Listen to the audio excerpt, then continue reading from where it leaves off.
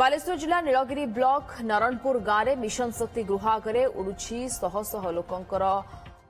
तथ्य सह सरकारी कागजपत्र लोकंकर बैंक पासबुक फोटो आधार कार्ड जमीपट्टा परी बहु गुरुत्वपूर्ण तथ्य बाहर पड़िया पड़ता देखा मिली। तेज घटना को नहीं आसी सांघातिक अभियोग 2 दिन तले राति मिशन शक्ति गृह में चोर पशिथिबा अभियोग पर जन को अटक रखिथिला पुलिस किंतु एबे अटक व्यक्ति थानारू आनी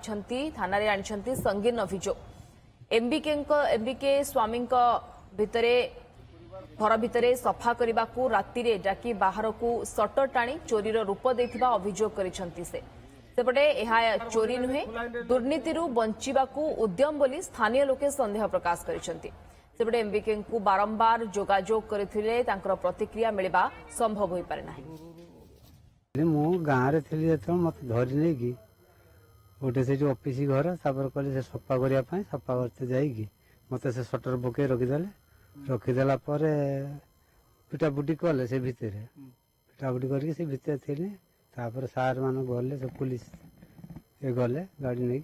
मत नहीं आसिले से आम गाँ पिला गोटे डाकिला स्त्री अच्छा से ऑफिस चाकरी कर स्त्री डाकिना स्वामी डाकिला एटा निश्चित भाव आश्चर्य कथा चाबी भांगी ना कि घर चोरी होती राति 11टा बेले पुणी अच्छा से जे चोर यहाँ धरा जाइए सी कह मिशन शक्तिर